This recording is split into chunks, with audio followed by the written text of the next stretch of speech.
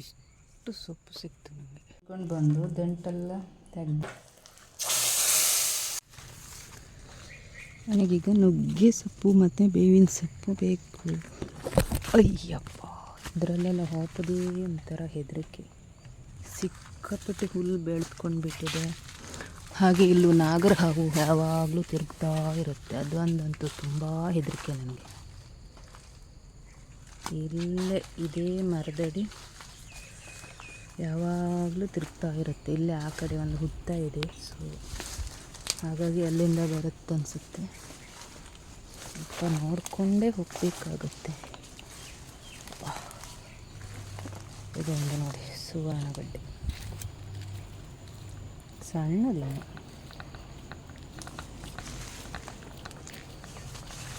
ಇದೇ ನೋಡಿ, ಓಹೋ, ನುಗ್ಗೆ ಮರ ಎಷ್ಟು ಎತ್ತರದಲ್ಲಿದೆ.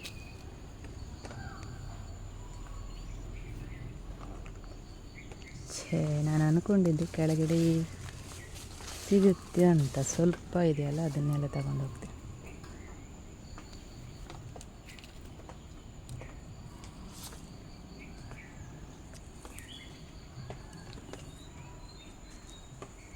ಇಷ್ಟು ಸೊಪ್ಪು ಸಿಕ್ತು ನನಗೆ.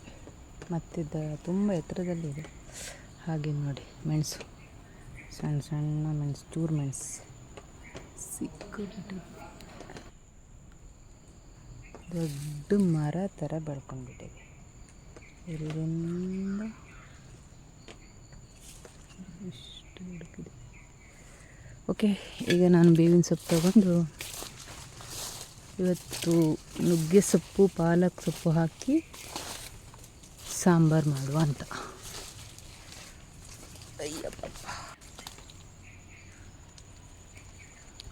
ಜಾಸ್ತಿ ತಗೊಂಡು ಹೋಗಲ್ಲ, ಸುಮ್ಮನೆ ಮನೆ ಬಾಗಿಲಲ್ಲೇ ಇದೆ, ಹಾಳಾಗೋದು ಯಾಕೆ ಅಂತ.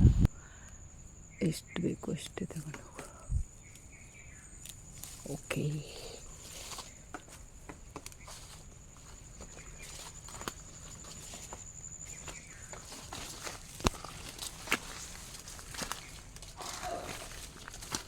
ತೆಗೆದು ನೋಡಿ, ಸೊಪ್ಪನ್ನು ಬಿಡಿಸ್ಕೊಂಡು ಇಟ್ಕೊಂಡಿದ್ದೆ. ಈಗ ಇದನ್ನು ತೊಳೆದು ಸಾಂಬಾರು ಮಾಡಬೇಕು.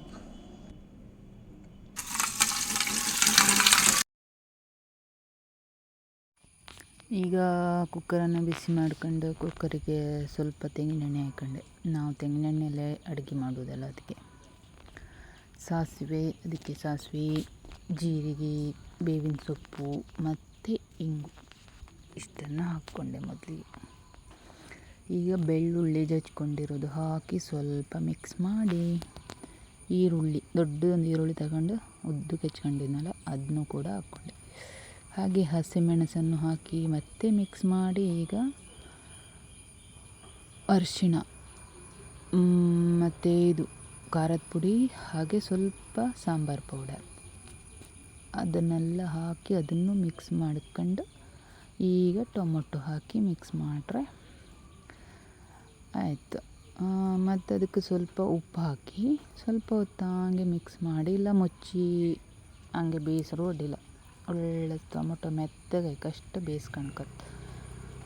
ಓಕೆ, ಈಗ ಟೊಮೊಟೊ ಮೆತ್ತಗಾಯ್ತು, ಅದನ್ನೆಲ್ಲ ಸ್ವಲ್ಪ ಒತ್ಕೊಂಡ್ರೆ ಅದು ಪೇಸ್ಟ್ ಥರ ಬರುತ್ತೆ. ಈಗ ನುಗ್ಗೆ ಸೊಪ್ಪು ಚೆನ್ನಾಗಿ ತೊಳ್ಕೊಂಡಿದ್ದೆ, ಅದನ್ನ ಹಾಗೆ ಹಾಕಿ ಸ್ವಲ್ಪ ಮಿಕ್ಸ್ ಮಾಡಿ ಪಟ್ಟಂತ ಬಾಡ್ಕೊಳ್ತದೆ. ಅದಕ್ಕೆ ಎಷ್ಟೇ ಬಾಡಿ ಹಾಕಿ ಈಗ ಪಾಲಕ್ ಸೊಪ್ಪು ಹಂಗೆ ಒಂದು 4-5 ಸಲ ಚೆನ್ನಾಗಿ ತೊಳ್ಕೊಂಡಿದ್ದೆ, ಕಟ್ ಮಾಡಿ ಇಟ್ಟಿದ್ದೆ, ಅದನ್ನು ಕೂಡ ಹಾಕ್ತಿದ್ದೆ. ಅದು ಹಂಗೆ ಒಂದು ರೌಂಡ್ ಹಿಂಗೆ ತಿರ್ಸುವಷ್ಟಕ್ಕೆ ಬಾಡಿ ಬಿಡುತ್ತೆ, ಅಷ್ಟು ಸಾಫ್ಟ್ ಇರುತ್ತಲ್ಲ ಹೇಳಿ. ಓಕೆ ಕಣಿ, ಎಷ್ಟು ಬೇಗ ಬಾಡ್ಕೊಂಡು ಈಗ ಅದಕ್ಕೆ ಬೇಳೆ ಹಾಕ್ತಿದ್ದೆ. ಬೇಳೆಯಲ್ಲಿ ನಾನು ತೊಗರಿಬೇಳೆ ಮತ್ತು ಹೆಸರು ಬೇಳೆ ಎರಡು ತಗೊಂಡಿದ್ದೆ. ಈಗ ಅದಕ್ಕೆ ನೀರನ್ನು ಸೇರಿಸ್ಕೊಂಡು ಎಲ್ಲ ಮಿಕ್ಸ್ ಮಾಡಿ ಒಂದು 4 ವಿಸಿಲ್ ಕೂಗಿಸ್ಕೊಂಡ್ರೆ ಆಯ್ತು. ಓಕೆ ನೋಡಿ, ಈಗ ಬೇಳೆ ಚೆನ್ನಾಗಿ ಬೆಂದಿದೆ.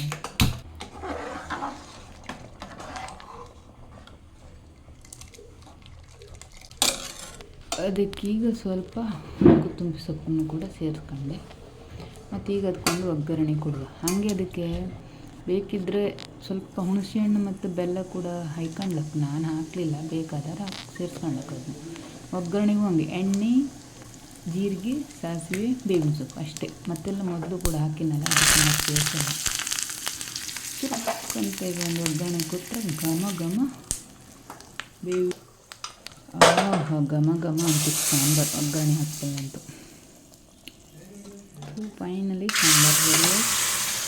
ಈಗ ನಾವು ಊಟ ಮಾಡೋದು. ನಮ್ಮ ಮನೆಯಲ್ಲಿ ಇವತ್ತು ವೈಟ್ ರೈಸ್. ನಮ್ಮ ಮನೆಯಲ್ಲಿ ಜಾಸ್ತಿ ವೈಟ್ ರೈಸೇ ಮಾಡೋದು, ಬಾಯ್ಲ್ಡ್ ರೈಸ್ ಸ್ವಲ್ಪ ಕಮ್ಮಿ. ಮಕ್ಕಳಿಗೆ ಎಲ್ರಿಗೂ ವೈಟ್ ರೈಸ್ ಇಷ್ಟ ಅಲ್ಲ, ಅದಕ್ಕೆ ಸೋನಾ ಮಸೂರಿ ಅಕ್ಕಿ.